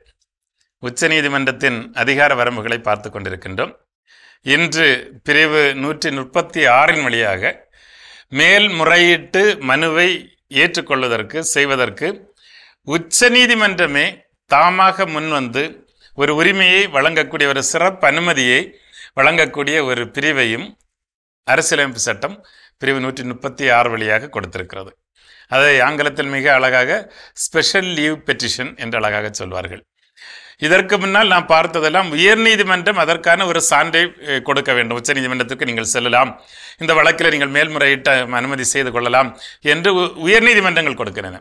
இங்கே இந்தியாவில் இருக்கின்ற எந்த ஒரு மாநிலத்தில் இருக்கின்ற நீதிமன்றங்களிலிருந்தும் அல்லது தீர்ப்பாயங்களிலிருந்தும், அதாவது ட்ரிபியூனல்ஸ் என்று நாம் சொல்லுகிற தீர்ப்பாயங்களிலிருந்தும் வருகின்ற ஒரு முடிவு அல்லது ஒரு தண்டனை அல்லது ஒரு தீர்ப்பாணை அவற்றின் மீது மேல்முறையீடு செய்வது கொள்வதற்காக சிறப்பு அனுமதியை தனது விருப்பம் போல உச்சநீதிமன்றம் வழங்கிக் கொள்ளலாம். இதுதான் அந்த ஸ்பெஷல் லீவ் பெட்டிஷன். ஆனால் மிக மிக மிக முக்கியமான வழக்குகளில் மட்டுமே இது அதனை பயன்படுத்துகிறது என்பதை நாம் மறந்துவிடக்கூடாது. எல்லாவற்றுக்கும் நாம் போய் உச்சநீதிமன்றத்தினுடைய ஸ்பெஷல் லீவ் எங்களுக்கு வேணும் அப்படின்னு கேட்க முடியாது. இந்த சிறப்பு அனுமதி என்பது குறிப்பிடத்தக்க வழக்குகளுக்கு எங்கே உச்சநீதிமன்றமே இதில் தவறு நடந்திருக்கிறது என்பது உணர்ந்து கொள்ளுகிற பொழுதுதான் அது இந்த சிறப்பு அனுமதியை அவர்களுக்கு வழங்குகிறது. இதுவும் உச்சநீதிமன்றத்திற்கான பிரத்யேகமான ஒரு அதிகாரமாகும். அதற்கான ஒரு சிறப்பு அதிகாரமாக அரசியலமைப்பு சட்டத்தாலேயே அது அணி செய்யப்பட்டிருக்கிறது என்பது மிக கவனத்துக்குரிய ஒன்று. ஆனால் இதில் எல்லா நீதிமன்றங்களுக்கும் இது பொருந்தும், எல்லா தீர்ப்பாயங்களிலும் வருகின்ற தீர்ப்புகளுக்கும் இது பொருந்தும்.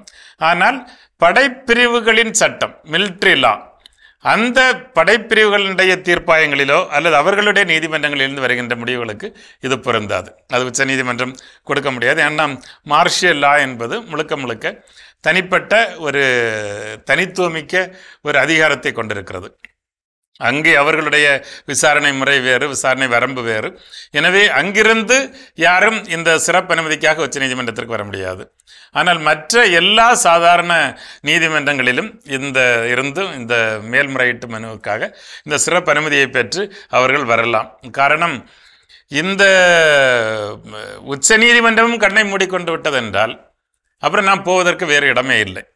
நாம் ஆங்கிலேயர்களுக்கு அடிமைப்பட்டு கிடந்த பொழுதாவது உச்ச நீதிமன்றம் இங்கே தவறு செய்து விட்டால் கூட திரும்ப பிரிவி கோர்ட் என்று சொல்லிக்கொண்டு லண்டனுக்கு போவதற்கான ஒரு வாய்ப்பு இருந்தது. ஆனால் இன்று உச்ச நீதிமன்றம் தான் நமக்கு தலைமை பீடமாக இருப்பதால் அதுவே தாமாக முன்வந்து இந்த அனுமதியை அளித்து நீதி பறிபோய் விடாமல் பாதுகாக்கப்பட வேண்டும் என்பதை மிக தெளிவாக சொல்லுகிறது. இதைத்தான் இயேசு கூட விவிலியத்தில் சொல்லுகிற பொழுது நீதியின் மீது பசி தாகம் உள்ளவன் பேறு பெற்றோன் என்று சொல்வது இதை பற்றித்தான். இப்படிப்பட்ட அந்த ஒரு நீதி ஒரு சமூகத்தில் நிறைவேறும் என்கிற நம்பிக்கை இருக்கிற பொழுதுதான் சாதாரண ஏழை எளிய மக்களும் கூட இந்த நீதித்துறையின் மீது நம்பிக்கை வைக்க முடியும். எனவேதான் அதனுடைய மாண்பை பாதுகாப்பதற்காக அதனை பல்வேறு அதிகாரத்தால் அரசியலமைப்பு சட்டம் இதனை அலங்கரித்திருக்கிறது என்பதை நாம் மறந்துவிடக்கூடாது. என்னால் இந்த நம்முடைய நாட்டிலே நாம் பார்க்கிறோம், பல நேரங்களில் ஒரு நீதியை பெற்றுக்கொள்வது என்பது எளிதான காரியம் அல்ல. மாறாக அது ஒரு மிக எக்ஸ்பென்சிவ் என்று சொல்வார்கள். மிக ஏராளமான பண விரயம், பண செலவுக்கு உட்பட்ட ஒரு விஷயம்தான் நாம் நீதி பெறுகிற ஒரு விஷயம். எனவே உண்மையாகவே நாம் நீதி பெற விரும்புகிற பொழுது நமக்கு இத்தனை வாய்ப்புகளையும் அரசியலமைப்பு சட்டம் செய்து வைத்திருக்கிறது என்பதைத்தான் நாம் முதலில் புரிந்து கொள்ள வேண்டும். எனவே இங்கே முடிஞ்சா அதோடு முடிந்து போய்விட்டது என்றல்ல. இதைத்தான் பலர் நம்ம வேடிக்கையாக சொல்லாங்க, டேய் நான் உன்னை சுப்ரீம் கோர்ட்டை போய் பார்த்துக்கொண்டா அப்படின்னு நம்ம சொல்லுவோம். அதுக்கு சொல்றதுக்கு காரணம் இதுதான். உச்ச நீதிமன்றம் தான் கடைசி நம்முடைய புகலிடமாக அமைந்திருக்கிறது என்பதை குறிப்பிட்டு சொல்வதற்காகத்தான். ஆனால் வாழ்க்கையில் முடிந்தவரை வழக்குகள் இல்லாமல் இருப்பதுதான் நல்ல வாழ்க்கை. எதிர்பாராத விதமாக வழக்குகள் வந்துவிட்டால் கடைசி வரையிலும் நமக்கு நீதியை பெறுவதற்கான கதவுகள் திறந்திருக்கிறது என்பதை இந்த பிரிவு 136 மிக தெளிவாக சொல்லுகிறது. நீதியின் மேல் நாமும் பசிதாக உள்ளவர்களாக இருப்போம். உங்கள் அனைவருக்கும் என்னுடைய இனிய வாழ்த்துக்களும் நன்றியும். நன்றி, வணக்கம். அருமையான இந்திய ஐக்கிய நாம் பகுதி பார்த்துட்டோம். அதோட இன்னைக்கு நம்ம பேசிட்டு இருக்கிறோம் கடல் வணக்கம் நிகழ்ச்சியில் உடைந்த உள்ளத்தை சரி செய்வதற்கு எனக்கு நானே செய்து கொள்ள வேண்டிய செயல்கள் என்னென்ன அப்படின்னு சொல்லி அடுத்ததான சொல்றாங்க. வலியை நோக்கமாக மாற்றுங்கள் அப்படின்னு சொல்றாங்க. இது எப்படிங்க செய்ய முடியும்? ஆமா, இது என்னால இதுவாச்சு, சரி ஓகே, இந்த பெயின்ல இருந்து நம்ம இதை நம்மள அடுத்தவுடைய நிலைக்கு நம்ம கொண்டு போகலாம் அப்படின்னு சொல்லிட்டு நம்மளே சேஞ்ச் பண்ணிக்கலாம். கண்டிப்பாக நம்முடைய புனிதர்களுடைய வரலாறு எடுத்து படித்து பார்க்குறப்போ ஏராளமான புனிதர்கள் அவர்கள் பெற்ற அந்த வழிகள் எல்லாத்தையும் என்ன பண்ணுறாங்கன்னா, இது இறைவனின் அதிமிக மகிமைக்காக நான் ஏற்றுக்கொள்கிறேன். இந்த ஒரு விஷயம் எனக்கு வழியை கொடுத்தாலும் இதனால் ஒரு ஆத்மா உத்தரிக்கிற நிலையிலிருந்து விண்ணகத்திற்கு செல்ல வேண்டும், இதை நான் அதற்காக ஒப்புக் கொடுக்கிறேன். சில ஒவ்வொரு நிலைகளும் இது நமக்கு முன்னாடியே ரொம்ப நூற்றாண்டுகளுக்கு முன்னதாக வாழ்ந்தவங்க கிடையாது. சமகாலத்தில் வாழ்ந்த பலரே எனக்கு என்ன பண்ணியிருக்காங்கன்னா, அப்படிப்பட்ட ஒரு வாழ்க்கை முறையை வாழ்வதற்கு நமக்கு என்ன பண்ணியிருக்காங்க, கற்றுக் கொடுத்துருக்காங்க. அப்போ அந்த உடைந்த உள்ளம் அப்படிங்கிறது எனக்கு மட்டும்தான், இந்த உலகத்தில் எனக்கு ஒருத்தனுக்கு மட்டும்தான் அந்த உடைந்த உள்ளம் இருக்குது, வேறு யாருக்கும் அப்படிப்பட்ட ஒரு நிகழ்வு வாழ்க்கையில் நடக்கவே இல்லை அப்படின்னு சொல்லி யாராலையும் சொல்லவே முடியாது. அப்படிப்பட்ட மனிதர்களும் இந்த உலகத்தில் இல்லவே இல்லை. ஒருவேளை இருந்தாங்க அப்படின்னா அவங்க இந்த உலகத்தில் பிறக்காத மனிதர்களா இருந்திருப்பாங்க. ஸோ அப்போ அப்படிப்பட்ட சூழலில் எல்லாருக்கும் நடக்கக்கூடிய இயல்பான ஒன்றை, இயல்பான வழியை நான் என்னுடைய வாழ்வின் நோக்கமாக நான் மாற்றிக்கொள்ள தொடங்கினேன் அப்படின்னா, அப்போ ஒவ்வொரு டைம் எனக்கு பெயின் ஏதோ ஒரு சில விஷயங்கள் கொடுக்குறப்போ, ஓகே இந்த பெயின் நான் இதுக்காக அக்செப்ட் பண்ணிக்கிறேன், இந்த பெயின் நான் இந்த நல்ல விஷயத்துக்காக நான் என்ன பண்ணிக்கிறேன், அதை அக்செப்ட் பண்ணிக்கிறேன் அப்படிங்கிற ஒரு மனநிலை தான் வருமே தவிர அது என்னை ஒரு சிறைக்குள் ஒரு கூண்டு பறவையாக என்ன பண்ணாது அடைத்து. கண்டிப்பா நமக்கு ஏதாவது ஒரு தீங்கு நடக்கிறப்போ இது எல்லாமே நல்லதுக்காக தான், ஒரு நன்மையை தேடி தான் போகும் அப்படின்னு சொல்லிட்டு நம்ம பாசிட்டிவா திங்க் பண்ணிட்டோம்னு வச்சுக்கோங்களேன், அந்த இடத்துல நம்ம கண்டிப்பா மூவ் ஆயிடுவோம். நிச்சயமா. ஸோ இது போல இன்னும் வேற என்ன வழிகள் இருக்கு அப்படிங்கிறதெல்லாம் தொடர்ந்து பேசலாம்.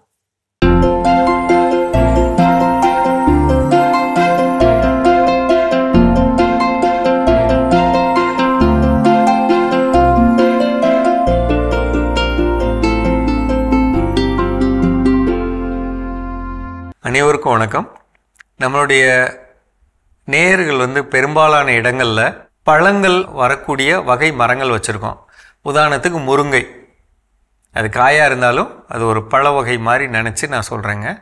முருங்கை, எலுமிச்சை, கொய்யா, அது இல்லாத திராட்சையில் ஆரம்பித்து எல்லா விதமான பழ வகை மரங்கள். இந்த மழைக்காலத்தில் நம்ம என்ன செய்யணும்?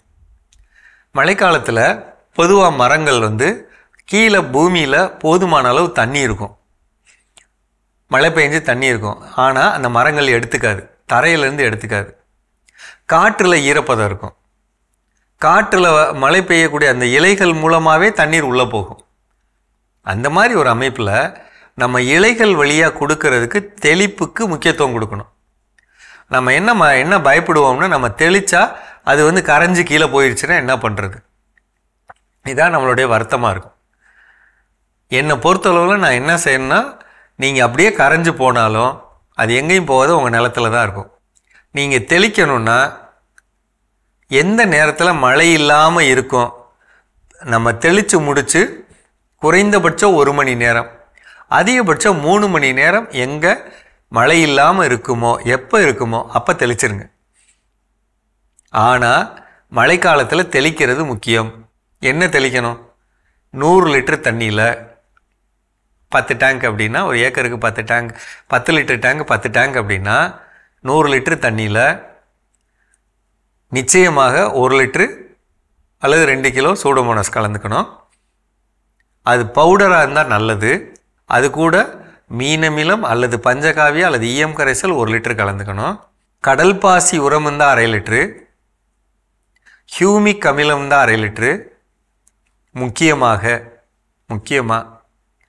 சோலு பார் அப்படிங்கிற போரான் பவுடர் 200 கிராம் இதை கலந்துக்கிறோம். இது கூட அப்சா 80 அப்படின்னு ஒரு திரவம் இருக்குங்க. நீங்கள் நெட்டில் போட்டு பார்த்தீங்கன்னா கூகுள் சர்ச்சில் 1 லிட்டரு 1200 ரூபா போட்டிருப்பாங்க. பட் அதை வாங்கி வச்சுக்கிட்டிங்கன்னா அடிக்கடி பயன்படுத்திக்கலாம். நமக்கு தேவை 100 லிட்டருக்கு 30 மில்லி தான் கலக்க போகிறோம், அல்லது மிஞ்சி போனால் 60 லிட்டரு தான் 60 மில்லி தான் கலக்க போகிறோம். நமக்கு வருஷம் ஃபுல்லாக வரும், அதனால் வாங்கி வச்சுக்கலாம். அதோட முக்கியத்துவம் என்ன? காய் உருண்டையாக வர்றதுக்கும், நம்ம ஏற்கனவே போரான் நம்ம சொல்லியிருக்கோம், போரான் காய் முழுமையான வளர்ச்சிக்கு உதவும்.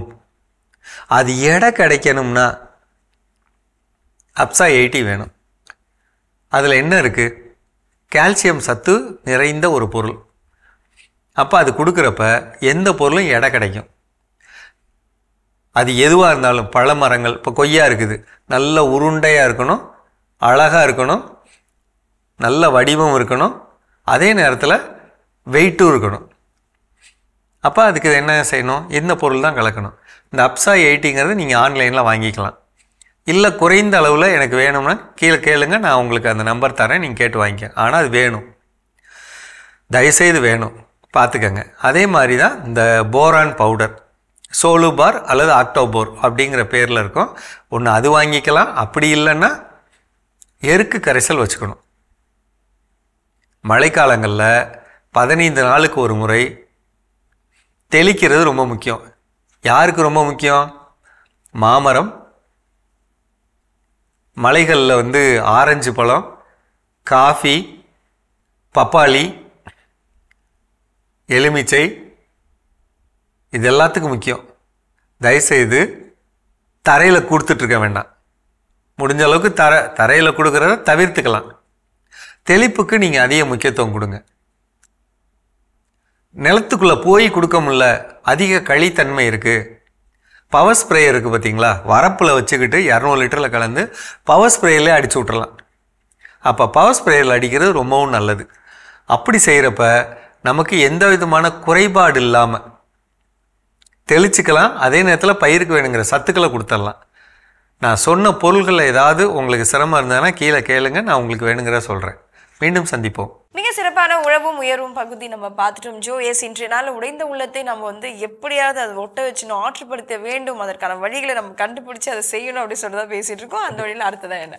ஸோ அடுத்ததாக சொல்லக்கூடிய விஷயம் என்ன அப்படின்னு பார்த்தீங்கன்னா, மன்னிப்பு அப்படிங்கிற ஒரு விஷயம். இந்த மன்னிப்பு அப்படிங்கிறது நாம பிறருக்கு கொடுப்பதை காட்டிலும் முதல்ல நாமளே மன்னித்து கொள்ள வேண்டும். ஒரு நகைச்சுவை காட்சி ஒன்று எல்லாரும் பார்த்துருப்பாங்கன்னு நினைக்கிறேன். நடிகர் வடிவேல் ஒரு பஸ்ஸுக்குள்ளே போய் ஏறி ஒருத்தர் பார்த்திபன் பக்கத்தில் உட்காந்துருப்பாரு. அவர் ஏதோ ஒரு சில கேள்விகள் கேட்டு இவர் கொஞ்ச நேரத்தில் டென்ஷன் ஆகி, டே உனக்கு இது வேணும்டா, நீ இந்த பஸ்ஸில் ஏறல, உனக்கு இது வேணும், எனக்கு மேலே வேணும்னு சொல்லி அவர் இப்போ இது போல தான் பல நேரங்கள் நாமே என்ன பண்ணிக்கிறோம், குற்றப்படுத்திக் கொள்கிறோம். அப்போ அந்த குற்றப்படுத்திக் கொள்வதிலிருந்து ஒரு விடுதலை வேண்டுமே ஆனால், ஒரு ஃப்ரீ அப்படிங்கிற ஒரு சுதந்திரம் நமக்கு கிடைக்கணும் அப்படின்னா நாம செய்ய வேண்டிய செயல் என்ன, நாமே முழுமையாக மன்னித்து விட வேண்டும். நான் தான் இந்த தப்பு செஞ்சேன், எனக்கு தான் இந்த பிரச்சனை, நான் அதனால தான் நடந்துச்சு, என்னால் எல்லா தப்புக்கும் நான் தான் காரணம் அப்படின்னு ஏற்றுக்கிறீங்களா? ஓகே, சந்தோஷம். ஒரு தடவை சொல்லுங்க, 2 தடவை சொல்லுங்க, அதை ஏற்றுக்கோங்க. அதன் பிறகு இனி இந்த தவறை நான் செய்ய மாட்டேன் அப்படிங்கிறது தான் அதற்கான மன்னிப்பு நம்ம கொடுக்கக்கூடிய விஷயம். ஸோ அப்போ அந்த மன்னிப்பை கொடுக்குறப்ப திரும்ப நெக்ஸ்ட் டைம் அதே மாதிரியான ஒரு தவறு செய்யக்கூடிய ஒரு சூழல் அமைகிறது. யாரோ ஒருவரை நம்பி என்ன பண்ணிட்டோம், ஏமாந்துட்டோம். மீண்டும் அவர் மறுமுறை நம்முடைய வாழ்க்கையில் வந்து இல்லை இந்த முறை நான் உங்களை என்ன பண்ண மாட்டேன், ஏமாற்ற மாட்டேன், தயவு செஞ்சு என்னை நம்புங்க அப்படின்னு அவர் சொல்கிறப்போ அவரை நம்பலாமா வேண்டாமா, திரும்ப அந்த தவறை செய்யலாமா வேண்டாமா அப்படிங்கிற அந்த ஒரு பாடம், ஒரு படிப்பினை இருக்கு இல்லையா, அது எது கொடுக்கும் அப்படின்னா, என்னை நான் மன்னிக்க துவங்குகின்ற பொழுதுதான் கொடுக்கும். மேபி 2 விஷயம் அதில் உண்டு. ஒன்று, அவர் உண்மையிலே மாறி வந்திருக்கலாம். அப்போ அவருக்கான ஒரு வாய்ப்பை நான் கொடுக்கறதுக்கும் இந்த மன்னிப்பு எனக்கு உதவும். இல்லை அவர் மீண்டும் மாறாமல் திரும்பவும் பழைய நிலையில இன்னொரு தடவை ஏமாத்தி பார்க்கலாமேன்னு கூட என்ன பண்ணிருக்கலாம், வந்திருக்கலாம். அப்போ அதை நான் எப்படி எதிர்கொள்ள வேண்டும், இந்த படிப்பினையே மன்னிப்பு தான் என்ன பண்ணும், கொடுக்கும். மன்னிக்காமல் நான் ரொம்ப கில்ட்டி கான்சியஸா நான் என்ன இப்படி தான், எல்லாரும் என்ன இப்படி தான் பயன்படுத்திக்கிறாங்க, எல்லாருக்கும் எனக்கு இப்படி தான் என்னை காயப்படுத்துறாங்க அப்படின்னே நான் அதே மனநிலையில் இருந்தேன்னா நான் யாரிடமும் என்னால் என்ன பண்ண முடியாது, சரிவர பேச பழக. அந்த மன்னிப்பு எப்படிப்பட்டதா இருக்கணும் அப்படின்னா, மற்றவங்க, அதாவது அந்த வலியை கொடுத்தவங்களை வந்து விடுவிப்பதற்காக இருக்கக்கூடாது, நாமே விடுவிப்பதற்காக இருக்கணும் அப்படின்றதுதான். எஸ், கண்டிப்பா நம்ம இன்னும் தொடர்ந்து பேசுவோம். இப்ப அடுத்த பகுதி பார்க்கலாம்.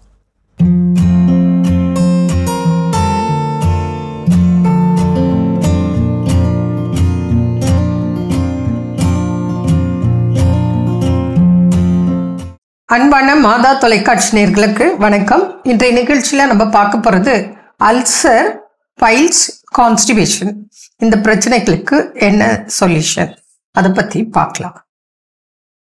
இப்போ பொதுவாக வந்து இப்போ அல்சர் அப்படின்றது வந்து இந்த வயிறு புண்ணு அல்லது வயிறு எரிச்சல் அப்படின்றது இருக்கக்கூடிய பிரச்சனை.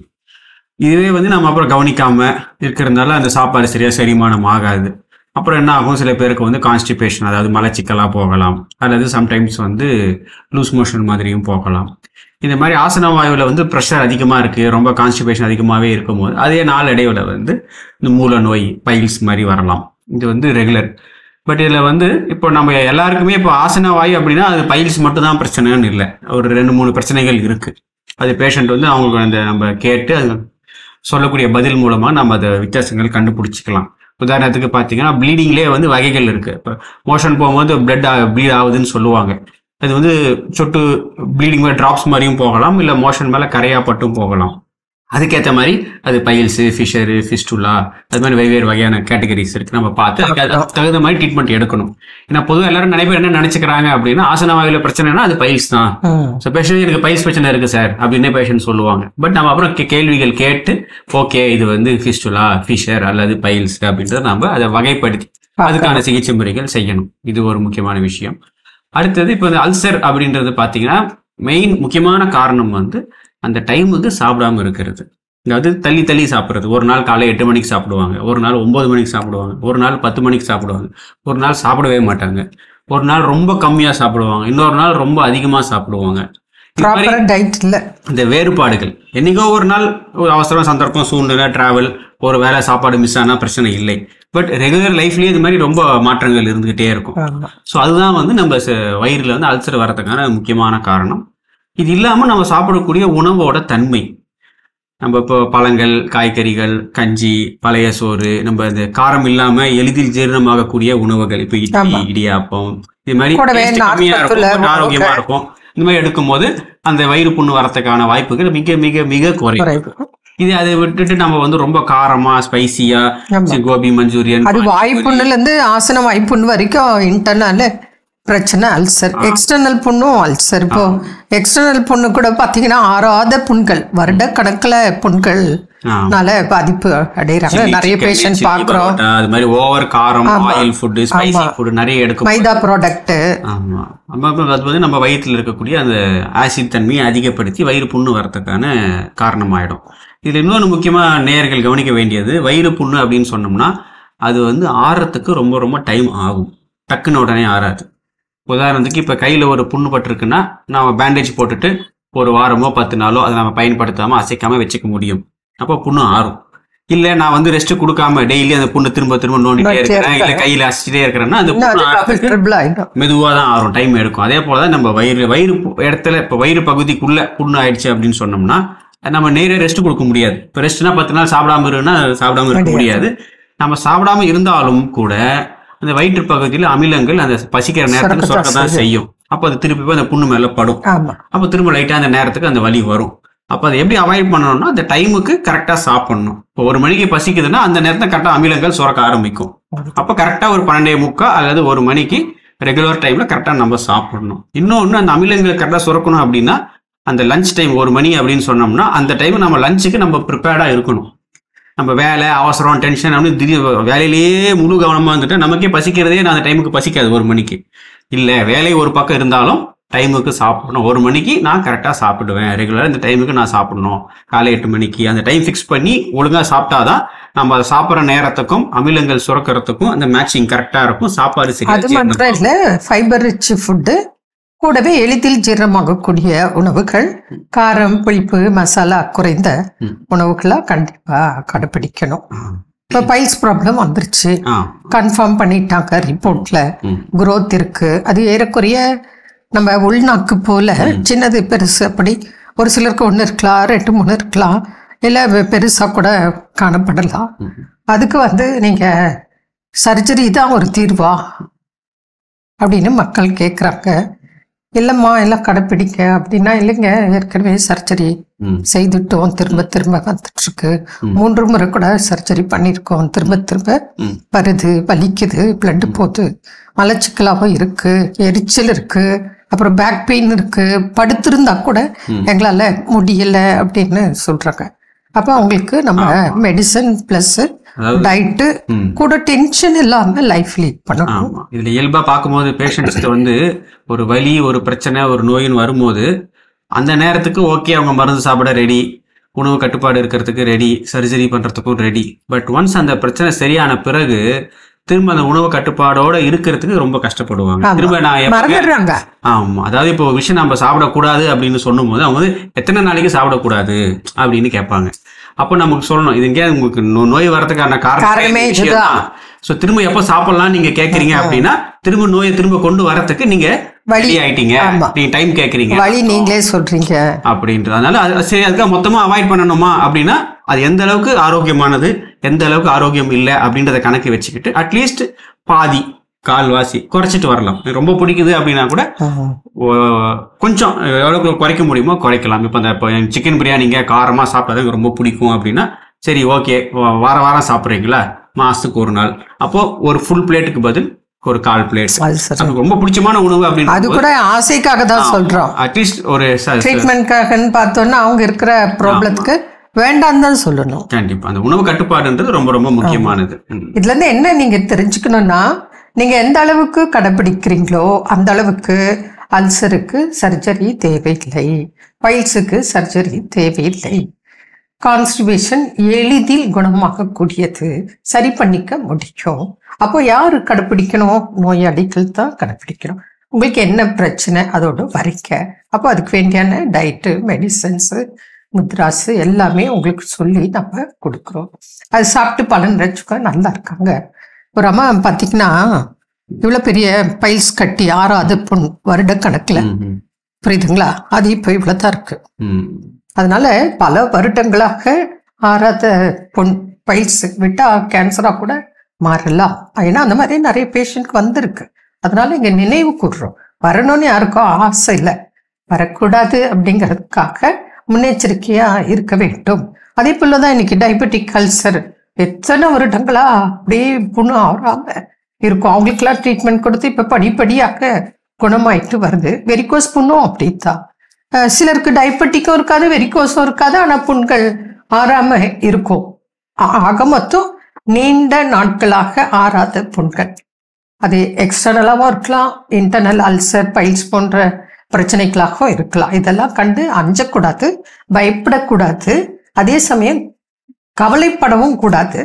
ஆனால் கவனமாக கடைபிடித்தால், நம்பிக்கையோடு செய்தால் நிச்சயமாக கடவுள் கிருபையில் நலமாகக்கூடிய வாய்ப்புகள் உங்க கையில் இருக்கு. மீண்டும் நாளை சந்திப்போம்.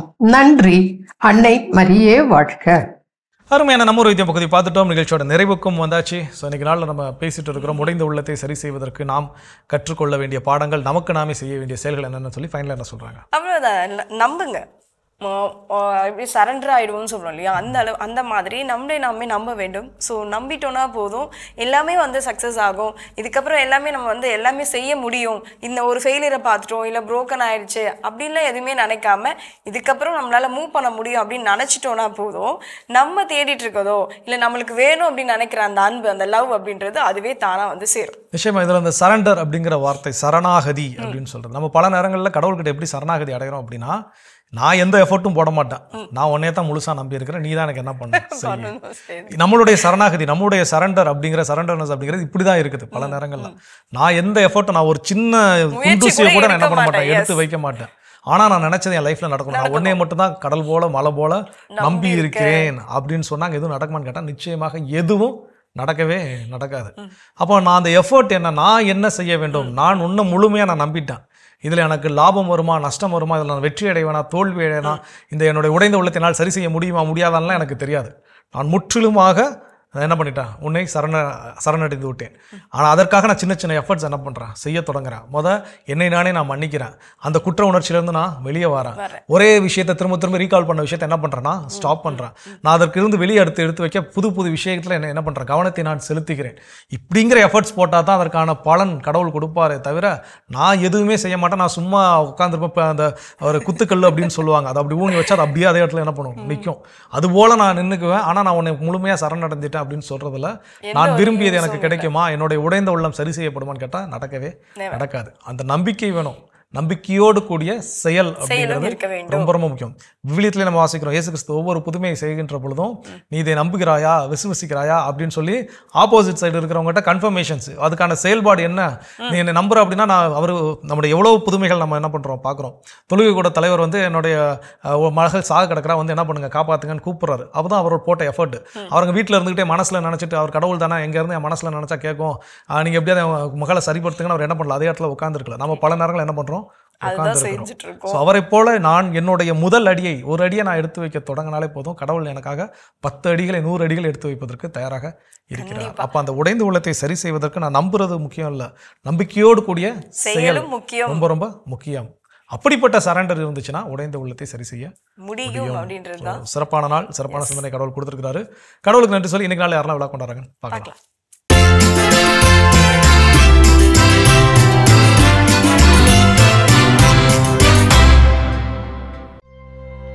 தூத்துக்குடியை சேர்ந்த ஜேம்ஸ் வில்லியம், டாக்டர் ரோசரி மேரி இன்று தங்களது 46ஆம் ஆண்டு திருமண நாளினை கொண்டாடுகிறார்கள்.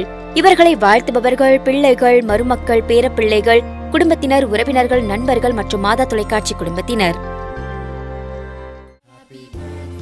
ஜோ ஆண்டர்சன் இன்று தனது பிறந்த நாளினை கொண்டாடுகிறார். இவரை வாழ்த்துபவர்கள் அப்பா ஜேம்ஸ் அலெக்சாண்டர் மணி, அம்மா ரோஸ்லின் மேரி, சகோதரிகள் ஜோன்ஸ், ஜோஸ்லின், தாத்தா, அப்பாயி, சித்தப்பா, சித்தி, குடும்பத்தினர், உறவினர்கள் மற்றும் நண்பர்கள். இன்று விழா காணும் உங்கள் அனைவருக்கும் இறைவன் தரக்கூடிய அன்பான பரிசு திருப்பாடல் 91:5. இரவின் திகிலுக்கும் பகலில் பாய்ந்து வரும் அம்புக்கும் நீர் அஞ்ச மாட்டீர். இந்த இறையாசையோடு நீங்கள் வாழ நாங்கள் ஜெபிக்கிறோம். அன்பானவர்களை, வலிகளை மறப்போம், வலிமையோடு வாழ்வோம் என்ற இந்த சிந்தனையோடு இன்றைய கடவுள் வணக்கம் நிகழ்ச்சியை நாங்கள் நிறைவு செய்கிறோம். இந்த நாளும் இனிய நாளாக அமைய மாதா தொலைக்காட்சியின் வாழ்த்துக்களும் ஜெபங்களும். மீண்டும் உங்கள் அனைவரையும் கடவுள் வணக்கம் நிகழ்ச்சியில் சந்திக்கும் வரை உங்களிடமிருந்து விடைபெறுகிறோம். இயேசுவுக்கே புகழ். மரியே வாழ்க. நீ ஆர்ட்ஸ் தானடா படிச்ச, எப்படி ஐடில வேலை பார்க்குற?